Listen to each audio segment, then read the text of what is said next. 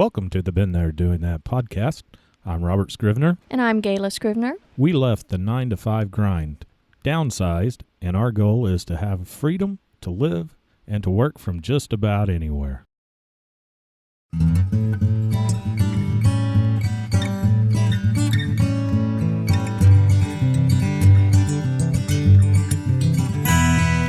Thank you for joining us for another episode of the Been There Doing That podcast. Glad you're back. Yes. Well, we were planning, and we still are, but we have been talking for weeks about leaving to go out west, and our trip was supposed to kick off, and we needed to delay it. Just a little bit. Just a little bit. We had a family illness that came up, and we need to stay around home a little bit longer. Mm-hmm. We're needed here, and we've just made adjustments to our trip. We're not sure exactly when we'll be leaving to go out to Overland West, and we hope that we'd be able to go and see a few of the sites that we had planned. But if all else, we'll hightail it out there and have a wonderful event and then hightail it back. That'd be a quick trip. It would be a very quick trip. We just need to do that this time, but we'll just see. We'll just see how that goes. We ended up taking a little trip anyway. Where did we go? We went to Claremore, Oklahoma. That's right. That was our first that was our first stop anyway. Yeah, we had planned to leave from home to go to Claremore, Oklahoma, and spend the night next to the Expo Center because that was a Hamfest. Yeah. Yeah. Ham it up. And our original plan was just to stay there, go to the Hamfest, and then just continue west. But instead, we decided to make it a day trip like we've done the last couple of years.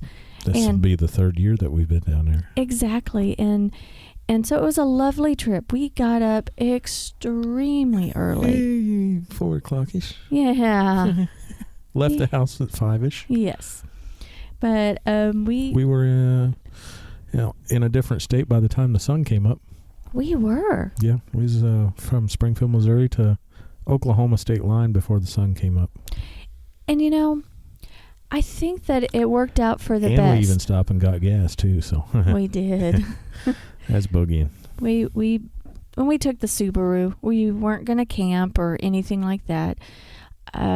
So we left, and I'm kind of glad that we ended up not going on a Friday night. We went on the Saturday, and I'm glad we didn't because there were tornado warnings everywhere. It dropped from near 70 degrees down to 40, mid 70s down to lower 40s. It got pretty chilly. And it's Tornado Alley. It was kind of rough that Friday night. Yeah, it was rather windy, but we didn't spin it outside, so no, we didn't. We just heard it. and I'm glad that it worked out that we made the day trip. Yeah. And it was a lovely day. It was kind of windy, kind of chilly. We made it to the Hamfest by I want to say around 8:30. It was 8:30. We could have gone a lot faster going on the interstate, we did do the interstate a little while, but we refused to go on the toll roads. We didn't pay no tolls because we avoided the toll roads. I used that money that we would have spent on the toll roads for something else, and we'll talk about that later. Yeah. And much well spent. Much better spent. We got there to the Expo Center 8:30-ish. Yep. And we pre-bought the tickets. That's the first time we went onto their website. What is it? Green Country Hamfest. Green Country Hamfest. And we went online. You could save a couple of dollars. They're not the biggest. They're just the best. Is that what they say? Well, according to the sign they had there. Oh, it's a nice one. Mm-hmm. And for someone that is getting indoctrinated into all these Hamfests. Yeah, well, that's 3 years of them. You should be getting used to them. Yeah, I am. And I recognize people. People recognize you. Why you hang around with I him? know. Is that beard attached? Pull that. You have some Quirky people. groupies? I don't know. I don't know about that. Ham groupies. Ham groupies. Or follow the beard? I don't know. I don't know. He looks familiar. Well, we got our tickets online, and they were a couple of dollars cheaper. I don't know, but it was so convenient. Yeah. We went there and said, "Do we need to show you anything that we paid?" And they said, "What's your name?" And they looked us up. They had an envelope. They handed it to us. Is this you? And I said yes. we got our little entry bracelets and little tickets, raffle tickets. Raffle tickets. And that was a big place. There were a lot of people there this year. Mm-hmm. As last year had several, but I think there was more vendors, people setting up, selling their wares this year. And sometimes there's ladies selling things like jewelry and stuff to catch a different crowd, or the guilty husband that's spending hundreds of dollars on ham stuff. He better get some jewelry. Yeah. And the tables for the vendors are not that expensive, and so that makes it doable. Yeah. And that's nice. Well, tell everybody what interests you at the Hamfest and what you end up finding. Let's see. There's a lot of things that interest me at a Hamfest. I like antennas. I like portable stuff. QRP stuff, low power.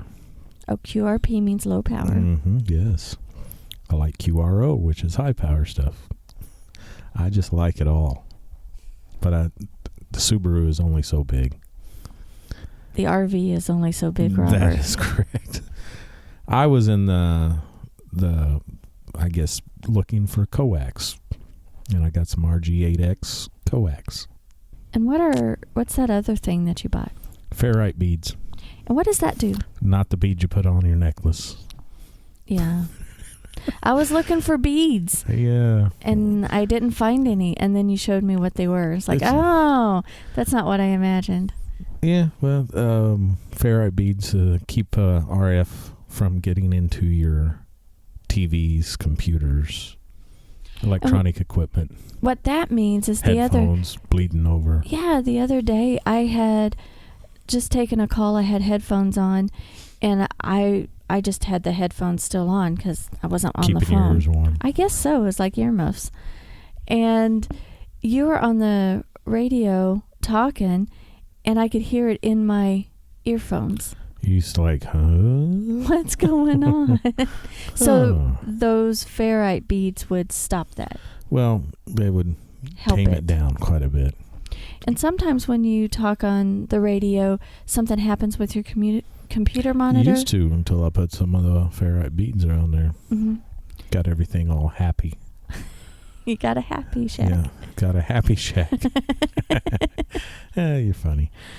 But that's to keep the RF from coming back in and messing with your computer monitors and wiping it out. That's what it is. Well, that was the main purchase, but I was so excited because I found somebody. Who was that?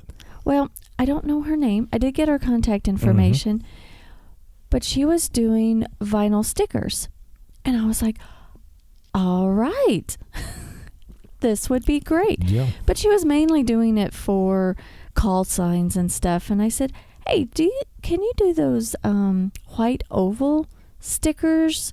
Do you know what I'm talking about? Those that when you travel and usually 4 or 5 letters on them and tells what the park is. And she showed me one with like an initials with 2 letters, and I said, yes. Can you do that? And I want a white background with the black letters and stuff. And she's like, yes, I can. I said, oh, I have one on my tablet here. How can we get it to you? And she was so gracious. We stumbled a little bit on getting the information to her from our Dropbox to her to her tablet. Yeah, however that needed to be routed, we found it. But we did it, and she made a been there doing that sticker for us. I am so excited. With the website down at the bottom and everything. Mm-hmm. And she monkeyed with that. BTDT. BTDT. Yep. And I just wanted one for right now because I didn't want to order like 200. Unless anybody wants some. If people want some, I'll be ordering them and I'll get them to you. But yes, muy pronto. Yeah. Chop, chop. But for right now, this was black vinyl on white vinyl. Mm-hmm. Not like what you would... Post a picture of it. I'll post a picture. Mm-hmm. Especially after you put it on the Jeep. Oh. That would be nice. Is that where it's going? I would think so. Okay. Don't you think? That'll work. I think that's a good place for it. Yeah. Along with all the others. We're going to keep the Jeep probably longer than the Subaru. You're darn right. Well, that's what we used the toll money for. As a special present for the Jeep. Yeah, it was fairly expensive, but oh my goodness, it was custom made right there. There's no other one like it. And she did a fantastic job monkeying with it and doing what she needed to, because it was a little bit out of the norm of what she had been doing. And she said if she had her bigger printer that she has at home, it would have been no problem. Huh. It was a little bit of problem solving for her, but I like her little vinyl sticker printer. She said I would love it. Well, you might have to have one someday. Yeah, it takes up space. Yeah, it does. And I've got her name and number. We'll just call them. And she'll mail me one. Yeah, that'll work. I just befriended a lady to do that. And I asked her if she had a business card because I would have publicized her. And she's like, no, I just do this for a hobby. And so she goes to these types of either crafts fairs or hamfests and custom one-off stickers. And does those. I think that's great to kind of fund her hobby. I'd do it. Yeah. So a BTDT sticker, oval sticker, we'll post a picture. And you'll see pictures on our website for the show notes for this episode all about the Hamfest. Oh, yeah. It was crowded. It was cold outside. To me, they didn't really want to go outside. But it was crowded. And you met up with people that you talked to regularly? Oh, yeah, and then some. Some people's, just every Hamfest I go, that's where they're at. They probably think I'm there, too, so. It's regulars.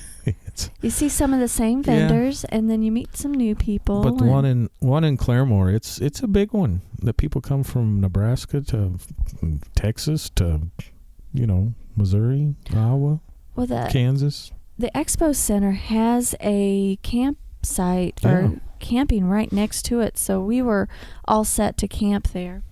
And it was kind of a nice setup. Yeah. Next time. Next year. Yeah. After the Hamfest, we decided to eat. I was hungry. We needed to eat. You were getting hangry, and I was hungry. I was not too hangry. Yet. I didn't want you to get there. Okay. You were getting there, but I didn't want you to get there. I didn't recall I was getting there. No. So where will we eat at?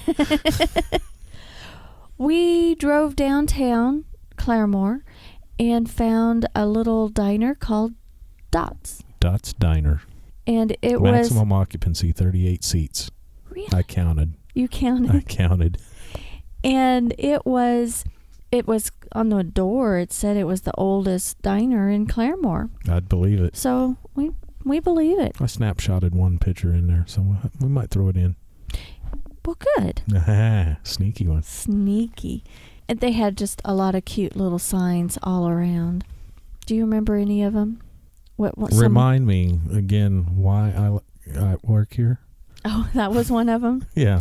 There was one by the clock that says, this clock will never be stolen because the employees are always watching it. Yeah. Did you see that? Yeah. There was one, it's like, bury me, when I die, bury me in the woods, and my husband will hunt for me, or something like that. So my husband will always hunt for me, yeah. There were some cute things all around, and it was good food, personable people, and I like that better than eating at a fast food restaurant. Oh, yeah. And it was pretty quick service. Of course, we was the only ones there for a little bit. And then several others came in. But not 35. But not 30. Not or 38. Yeah. Afterwards, it was just pretty brisk. Yeah, and so we were I wanted to go walk down the street and do flea market antique stuff like we did last year. But we didn't. It was too brisk to walk outside. I got too cold. We just went right back to the car. But you had wanted to investigate something. I seen a sign. What was the sign? J.M. Davis. Okay, what did that mean? Gun museum. It was a gun museum. You saw that last year, or we turned around. We turned around in the parking lot there. I didn't know anything about it. Well, I didn't pay attention. I pay attention to these things and remember. My long-term memory is pretty good. Mm-hmm. Short-term's kind of turned the boat around and we found it. J.M. Davis Historical Arms or something like that gun museum. Hey, I have the brochure right here. Why don't you read it? Where did it go? I don't know. Where did it go, Gayla? Here, I've got the brochure.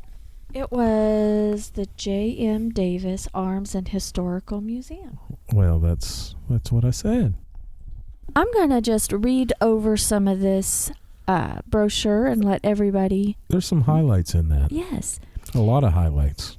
Featuring over 50,000 unique items, including firearms. 50,000. Swords, knives, military weapons, saddles, and spurs.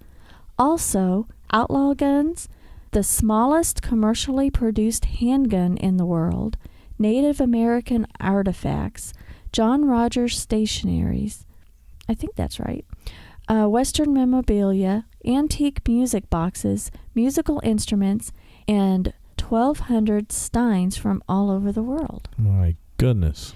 There's 50,000 unique items, but this guy... 14,000 guns, wasn't it? Yes, this guy, J.M. Davis, collected 14,000 guns in his lifetime. 14,000. It was overwhelming. It was overwhelming. I 40,000 square feet. Yes, that museum was. Let me read the back of this little thing. I'm going to sit here and be impressed. Well, John Monroe Davis, he lived from 1887 to 1973. And he was 7 years old when his father gave him his first muzzle-loading shotgun, which cost $1.50. So that was, 1894? Ish, yeah. Mm-hmm.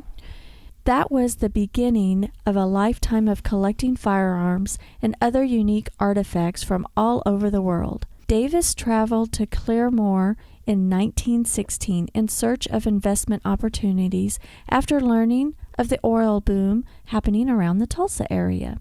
He stayed at the Mason Hotel in Claremore, which was for sale. Davis liked the hotel and the community, so he traded 2,000 acres of timberland that he owned in his native Arkansas for the Mason Hotel. 2,000 acres. Mm-hmm. That's 4 square miles? A little over 4 square miles. Well, that's what he used to pay for the hotel. Wow. Yeah, so in 1916 to 1973, he lived in Claremore. And it's not on this brochure, but he was also the mayor. Of Claremore? Of Claremore. Huh. Mm-hmm.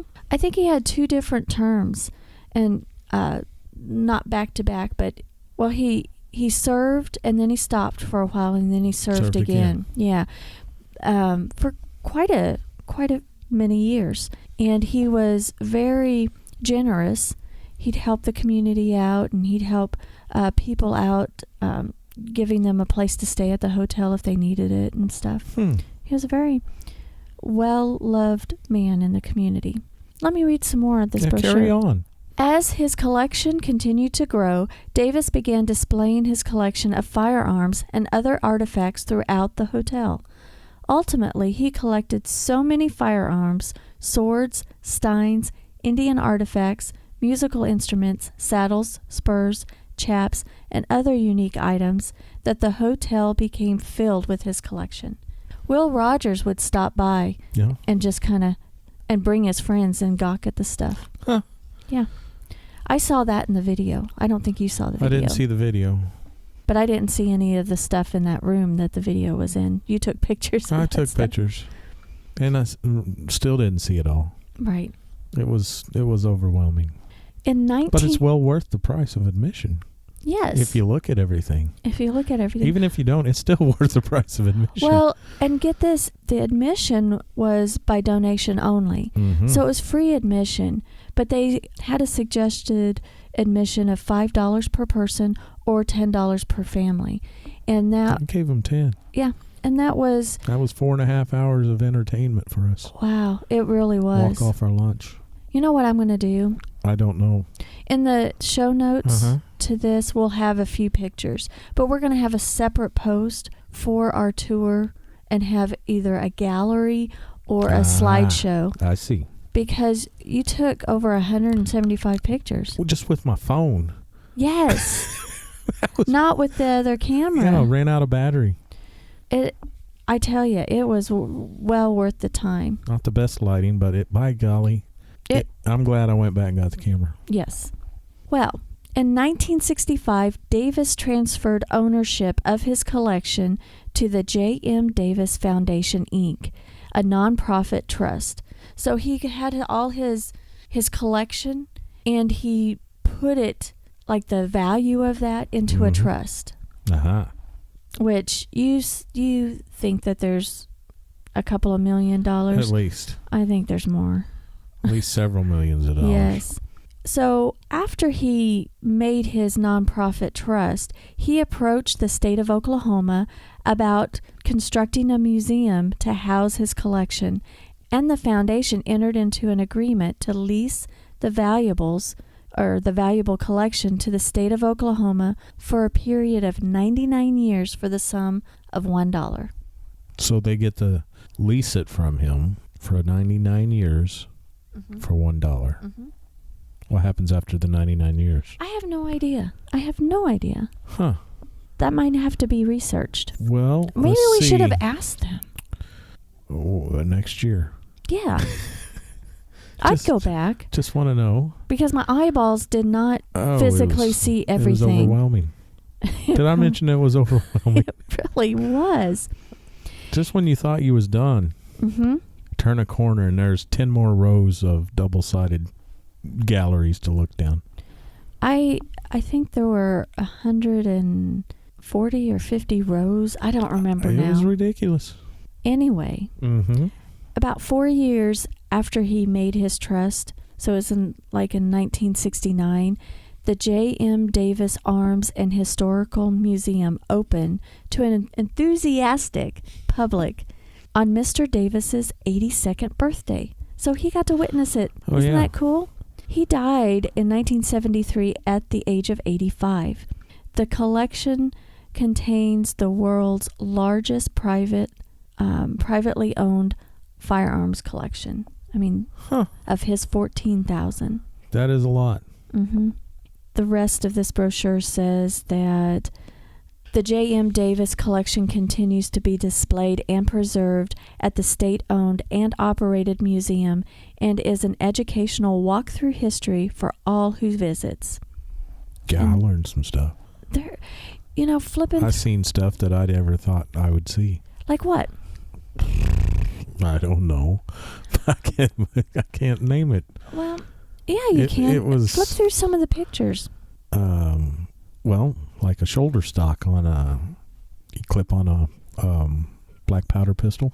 Yeah. That had a canteen in it. That's right. I was wondering what that little screw top was, and then we read on the little card. It was an 1860 Colt Army with a shoulder stock that attaches to it that had a canteen built inside of it. That was kind of cool. Yeah. I guess this other sheet of paper that I have that has the map, it says that by 1929, Davis had accumulated 99 types of guns And at that time, he began to display his collection on the walls of the Mason Hotel. 99. Types. Oh, and he had cannons. Yeah. The guy had cannons. And I was telling... Gatling guns. I told you, it was like, I'm sure he came home with this cannon and his wife was like, huh. A cannon? Really? You bought a cannon. Thanks, honey. Yeah. Where are we going to put this? We'll display it in the hotel. Where are the people going to sleep? Yeah, I don't know. And there were pepper... What were those? Pepper box? Pepper box, yeah. Those were neat. There were some interesting guns. One pistol I seen, I took a picture of, held, normally you call them 6-shooters because they hold 6 shots. Oh, the cylinders? Mm-hmm. Mm-hmm. This one held 18. 3 times as much as... How? I mean, I remember seeing it. It was... And that's one of the pictures that you took. It was like crazy. And all the history and there were some really, really old ones and from all over the world. All over. I mean, there was some far out stuff from across the big pond. Well, and I thought it was interesting. It wasn't really our style that we were real interested in. But the craftsmanship of like the Arabian guns, those were interesting. Different. They had Japanese guns. German. And Belgium. Yep. Swiss. I think from every country. There was... Even some homemade stuff. What was that one? Well, let me read on here. I can't find it now. But memory serves in the information that I was reading that he would buy individual guns, but sometimes he would buy collections. Whole collection. Yeah. From Kansas City, wasn't it? Well, there were a lot of different collections, but it seemed like he bought a whole police collection of old stuff. There was some handcuffs, old handcuffs. Spurs. He had saddles. Yeah. Guitars, banjos, fiddles. He had more than one. He had collections of them. Yes. Hoarder? Might be. Could be. Borderline. Hoarder. But from the Kansas City, I guess, police collection, there was a homemade gun that you were just telling me about. I didn't remember seeing it, but we took a picture of it, or you took a picture of it. Held together with rubber bands and part of I don't know. It was a pipe. A pipe. One of those stems that go in a percolator. Yeah. Oh, something else. I'm telling you, my short-term memory's not there. It's not. Long-term, I'll remember it 10 years from now. But it's crazy. Should we be recording this 10 years from now? I don't know. I'll remember it. And there were, like, Bonnie and Clyde? Yes. A Bonnie and Clyde. There was... Pretty Boy Floyd. There was a gun for that. There's several guns from Pretty Boy Floyd. There was a bullet from, not Jesse James, but Frank James. I think so. I took a picture of it. And there were several police officer guns that, John Wesley Hardin's gun. And... mind-blowing. It is mind-blowing. There were rows and rows, and we got lost. And when you think you're done, turn another row, there's more. There is more. He had some really good posters from during World War I. And was it World War II too? World War II too? World War II also. I think it was mainly World War I though. But he lived. Yeah, the print posters. The advertising for the war effort and everything like that. It was just impressive. And I know, they had toy guns. I don't know if there was a collection of toy guns. That was kind of fun. I don't know if those were his or if those were donated to the museum afterwards. There are some guns that were, and some displays that were on loan from other museums, which is really cool. It was huge. It was worth the time. I was tired. 4.5 hours we were in there. Yeah. We probably would have been kicked out. We kind of picked up our pace. We picked up our pace on the last 30 rows or so. But my eyeballs really did not see everything. It just couldn't. They all start looking alike after a while. And I'm not that interested in guns, You sure seemed like for being in there. Well, there is a lot or of Hamfest. You're not really interested in a Hamfest either. Why did you go today? Because you wanted me to. Well, somebody to talk to on the way down and back. Okay. You like the company? Yeah, I do. And sometimes I can't get out of such things. Well, you're right.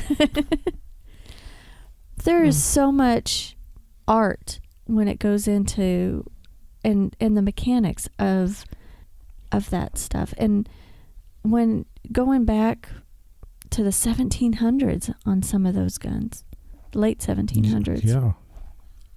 It's mind-blowing. And the artistry that goes into it. Mm-hmm.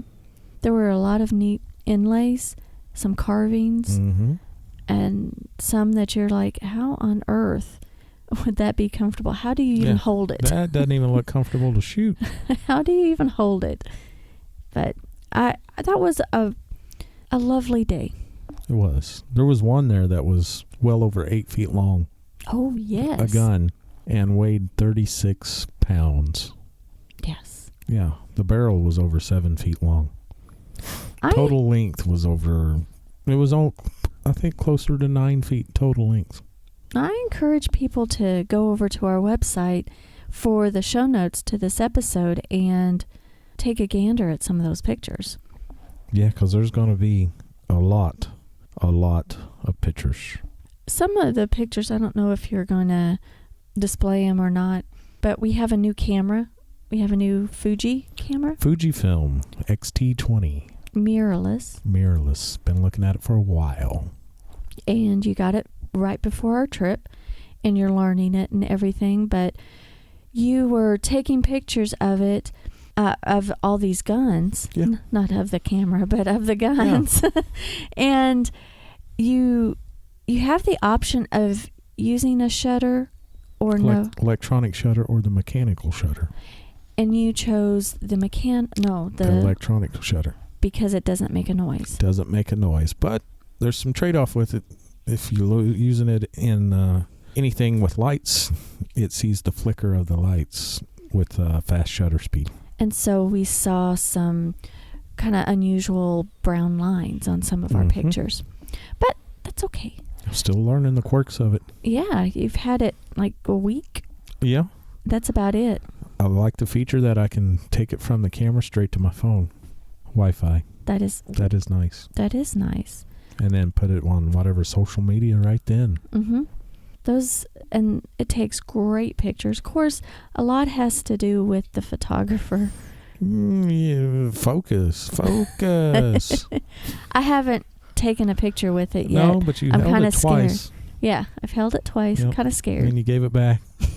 I'll learn it on It's got trip. one switch on there that you need to know about. Just flick it to auto. I'll learn that because you'll be in some of the pictures someday. Does 4K video up to 10 minutes. Nice. And then it'll start doing it again. Nice. Yep. We just need an extra battery. I need to get an extra battery for it. That's one of the downfalls is battery life is not as long as I think it should be on everything. That's why I like old cameras. No batteries. That's true. Yep. But there's a lot of electronics in this thing. They're getting better. They're getting there. They're getting there. All right, old fogey.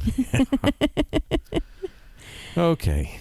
Well, I appreciate such a lovely weekend. I needed that kind of after some of the news and stuff. And we made a day out of it versus camping and headed out west, and didn't get rained on. We didn't get rained on. Tornadic activity. Exactly. We weren't in a tent during tornadic activity, which is kind of nice. Yeah, stay dry. And we'll see when we'll leave in the next few days or couple weeks. We still have plenty of time before we need to head out west. We was trying to make 6 weeks of it. Yes. It might be down to 4 weeks. Yeah. Well, Could be 2 weeks. It could be 2 weeks. We'll just kind of see. We're good with that. We're flexible. And, family is really important. So. That it is. Well, why don't we wrap it up? Why don't you, Gayla? Guys, if you want to drop us a note, we would be delighted to hear from you. If you want to email us at podcast@beentheredoingthat.com. And we're on Facebook. Yes, at Been There Doing That. And Instagram. At Been There Doing That. And our website is BeenThereDoingThat.com. That is right. Yay! Yes. About time I get one right. I know. You know what? What's that? That does. That shows consistency. It does. I'm about ready to do a podcast for our business, talking about emails and using branded emails. Consistency across the board. It helps, and it shows that we're here for the long haul. Hey, we are. It's been here. We've been here a while. We got that domain name in 2011. And it's 2008. 7 years. Yes.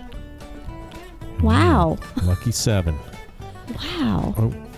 Lucky 7. Yep. Hey, I know what you're referring to. Well, now you know. If anybody knows anybody listening wants to email us, if they know what the significance of the Lucky 7 is, there might be a few people out there that might know. If you can guess and guess right, there might be something in it for you. Could be a consolation prize. Yeah, I think that would be fun. That would be. Good luck. Well, thanks for joining us, and until next time. Toodaloo.